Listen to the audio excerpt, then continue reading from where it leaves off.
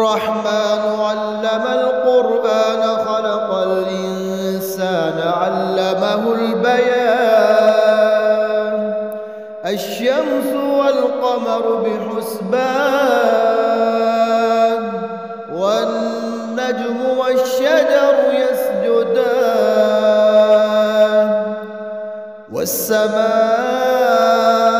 رفعها ووضع الميزان ألا تطغوا في الميزان وأقيموا الوزن بالقسط ولا تخسروا الميزان والأرض وضعها للأنام فيها فاكهة والنخل ذات الأكمام والحب ذو العصف والريحان فبأي آلاء ربكما تكذبان خلق الإنسان من صلصال كالفخار وخلق الجان من مارج من نار فبأي آلاء ربكما تكذبان رب المشرقين ورب المغربين فبأي آلاء ربكما تكذبان مرج البحرين يلتقيان بينهما برزخ لا يبغيان فبأي آلاء ربكما تكذبان يخرج منهما اللؤلؤ والمرجان فبأي آلاء ربكما تكذبان وله الجوار المنشآت في البحر كالأعلام فبأي آلاء ربكما تكذبان كل من عليها فان ويبقى وجه ربك ذو الجلال والإكرام فبأي آلاء ربكما تكذبان يسأله من في السماوات والأرض كل يوم هو في شأن فبأي آلاء ربكما تكذبان سنفرغ لكم أيها الثقلان فبأي آلاء ربكما تكذبان يا معشر الجن والإنس إن استطعتم أن تنفذوا من أقطار السماوات والأرض فانفذوا لا تنفذون إلا بسلطان فبأي آلاء ربكما تكذبان يرسل عليكما شواظ من نار ونحاس فلا تنتصران فبأي آلاء ربكما تكذبان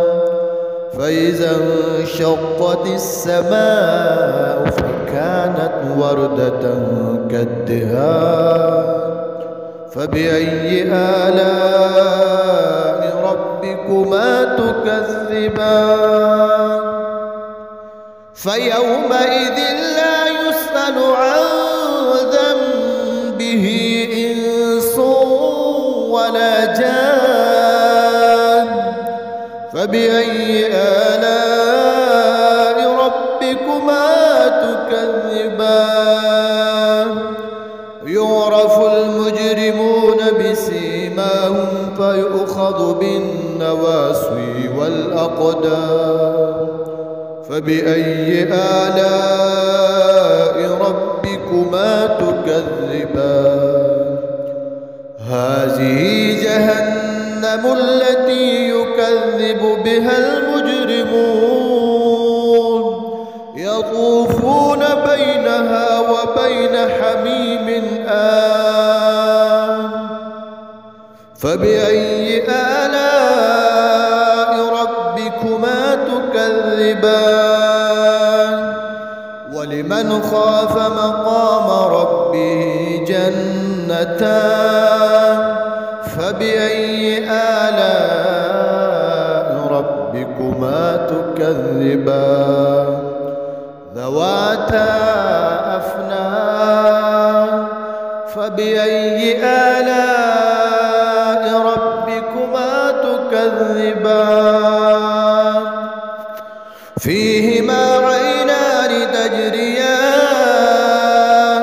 فبأي آلاء ربكما تكذبان فيهما من كل فاكهة زوجان فبأي آلاء ربكما تكذبان متكئين على فرش بطائنها من استبرق وجنى الجنتين دان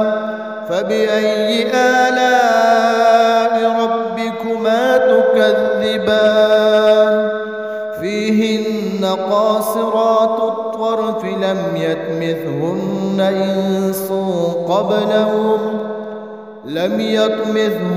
إنس قبلهم ولا جان فبأي آلاء ربكما تكذبان كأنهن الياقوت والمرجان فبأي آلاء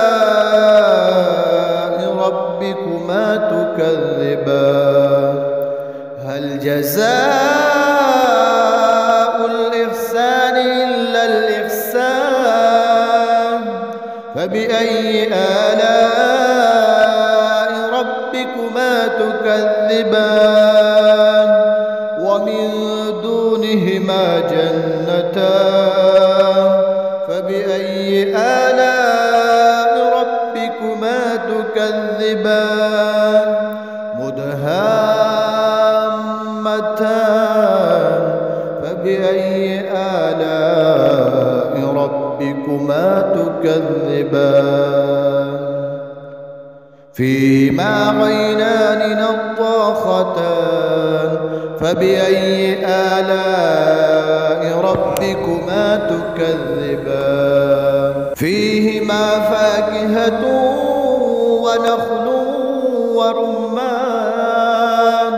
فبأي آلاء ربكما تكذبان فيهن خيرات حسان فبأي آلاء ربكما تكذبان حور مقصورات في الخيام